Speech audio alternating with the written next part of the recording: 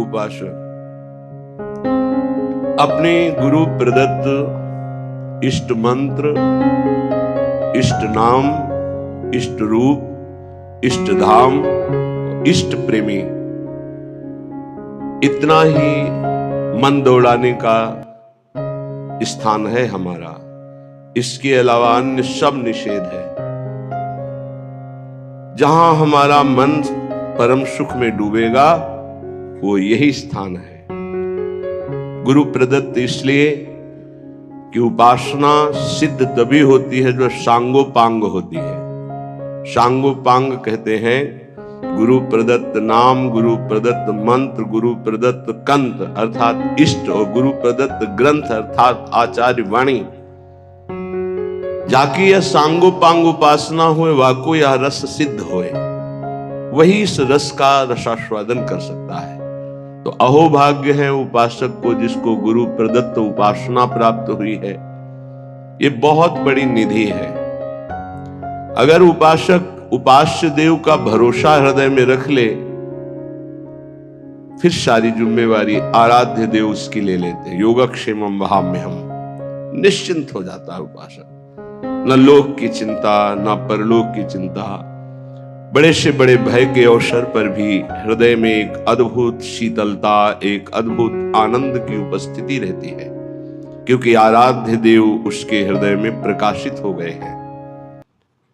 जब तक कोई अन्य भरोसा, अन्य आश्रय है, तब तक उपास्य देव त्रिगुण माया का पर्दा लगाकर हृदय में ही छुपा छुपी का खेल खेलते रहते हैं। श्रीपाद प्रबोधानंद जी महाराज कह रहे हैं, क्यों अन्य का आश्रय ले रहे हो? अन्य में आपका शरीर भी है, आपका अंतःकरण भी है, आपका स्वभाव भी है, आपका शारीरिक संबंध भी है, आपका इंद्रियों से भोगों का संबंध भी है। ये सब अन्य के अंतर्गत आता है। अनन्य में एक ही बात केवल होती है, आराध्य देव बस, कुछ और नहीं। मेरे तो गिरधर गोपाल दूसरो न कोई, ये केवल अनन्यता का स्वरूप है। श्रीपाद बहुत करुणा करके कई श्लोकों में इस शब्द का प्रयोग किया है। कह रहे हैं, मरिष्यसि कदा सखे त्वमिति किम विजानासि क्यों शिशोः सुत तरुणस्य वा न खलु मृत्युराकस्मिकः तदद्य निरवद्य धीर वपुरिन्द्रियासक्ति को न किंचन विचार द्रुतमुपैः वृंदावनम। हे सखे, मरिष्यसि कदा, तुम्हें पता है तुम्हारा शरीर कब छूट जाएगा, किस दिन तुम्हारी मृत्यु होगी, तुम्हें पता है? क्या तू ऐसा जानता है कि तेरी वृद्धावस्था में ही मृत्यु होगी? तो गलत तेरी सोच है। शिशो हो, शिशु अवस्था में भी हो सकती है। सुतरुणस्य, सुंदर जवानी में भी मृत्यु हो सकती है। खलु मृत्यु राकस्मिक कहा, अकस्मातिक, कभी भी किसी भी समय किसी अवस्था में हो सकती है। तदद्य निरवद्य धीर वपुर इंद्रिया शक्ति को। इसलिए मेरी बात मान लो, यदि अपनी इंद्रियों को तुम रोक पाओ और मन को नाम में लगा दो प्रिया प्रीतम के, तो ये जीवन तुम्हारा सार्थक हो जाएगा, धन्य हो जाएगा। नहीं, अच्छे अच्छे मृत्यु का अवसर आने पर भयभीत हो जाते हैं। ध्यान रखना, मृत्यु ऐसा भयावह नाम है जो सबके होश उड़ा देती है, पर जिनके होश श्री जी के चरणों में समर्पित है वो मृत्यु के होश उड़ा देते हैं। मृत्यु भय प्रदान करती है। वो ऐसी अभय अवस्था में होते हैं कि मृत्यु भी कुछ नहीं बिगाड़ सकती। जब ध्रुव जी परम पद में आरूढ़ होने के लिए चरण बढ़ाए भगवान का दिव्य विमान पार्षद, तो काल प्रकट हुआ और बोले, इस लोक की मर्यादा है, मैं स्पर्श करता हूं तभी कोई आगे जाता है। तो ध्रुव जी ने कहा, ठीक है, मैं स्पर्श करता हूं आपको, और काल के माथे पर पैर रखकर भगवान के दिव्य विमान पर पार्षदों ने हाथ पकड़कर ऐसे बैठाला। भक्त काल के माथे पर चरण रख करके चलता है, पर वो भक्त जो अनन्य है प्रिया प्रीतम, जो अनन्य है प्रभु का, प्रभु के सिवा किसी अन्य से आश विश्वास नहीं है। तदद्य निर्वद्य धीर वपुरु, बहुत धैर्यवान हो जाओ, मृत्यु की तैयारी कर लो। बड़ा कठिन है, जीने के लिए तुम हर प्रयास कर रहे हो, लेकिन मरने के लिए कौन प्रयास कर रहा है? धन्य है वो जो अपनी मृत्यु की तैयारी कर रहा है। लाखों करोड़ों अरबों असंख्यों मनुष्य हैं, सब जीने के लिए परेशान है, लेकिन कोई बिरला ऐसा है जो मृत्यु की तैयारी कर रहा है कि मुझे जाना है यहां से, मुझे जाने की तैयारी करना है, मुझे नाम जमा करना है, भगवान नाम, मुझे जितेंद्री होना है, भगवत साक्षात्कार करना है, पुनः इस संसार में, भयावह संसार में, जन्म मृत्यु दुख देने वाले संसार में, छली कपटी संसार में नहीं आना, मुझे भगवान की नित्य धाम में रहकर उनकी नित्य लीलाओं का रसास्वादन करते हुए उनकी सेवा में रहना है। ये पहली तैयारी हुई एक श्लोक में कि आप सोचो तुम्हारी मृत्यु होगी, कब होगी, किस समय होगी, कुछ पता नहीं, किसी भी समय हो सकती है। खलु मृत्यु आकस्मिक अकस्मातिक, तुम्हें पता भी नहीं चलेगा। खेल खेल में हंस रहे, नाच रहे, पधार गए।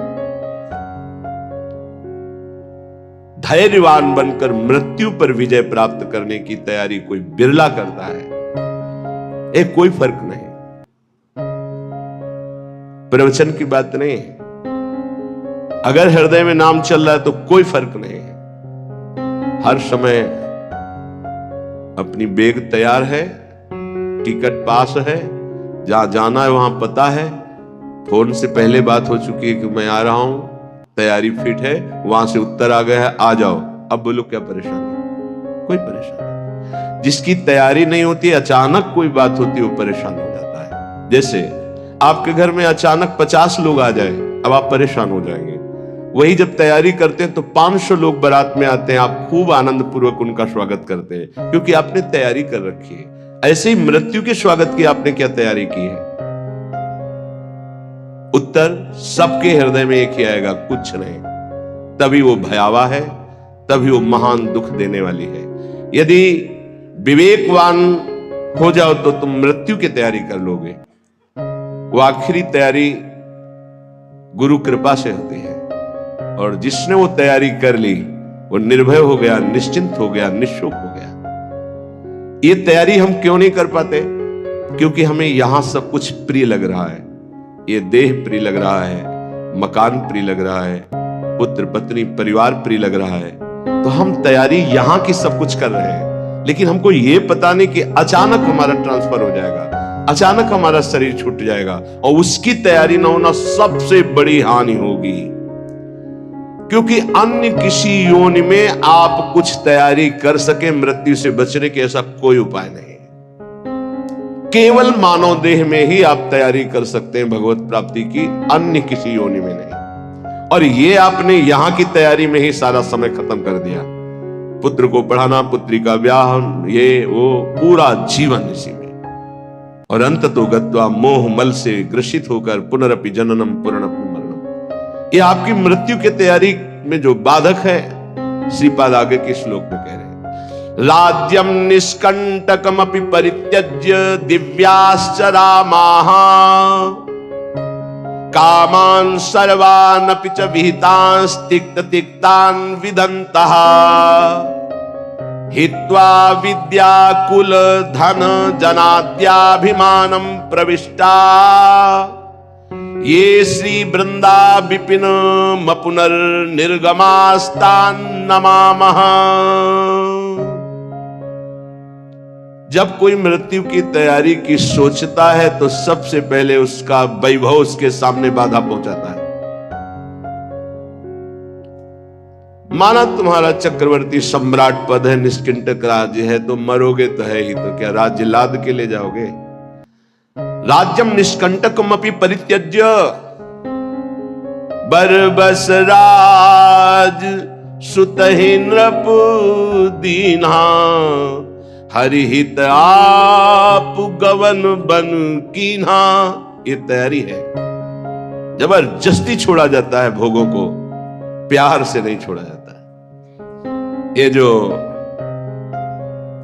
परिवार से लिपट लिपट कर रोना, मोह ममता, राग, और फिर कि हम जा रहे हैं अमुक जगह तपस्या भजन, खिलवाड़ की बात करते हो, विनोद की बात करते हो। इनको गले लगा करके तुम इन्हीं का चिंतन करोगे। हिमालय, आप काशी, उज्जैन, द्वारिका कहीं भी जाओ, ये मोह का पास तुम्हारे हृदय को बलात् घसीट कर वहीं खड़ा कर देगा जहां से सुधार करना चाहते हो।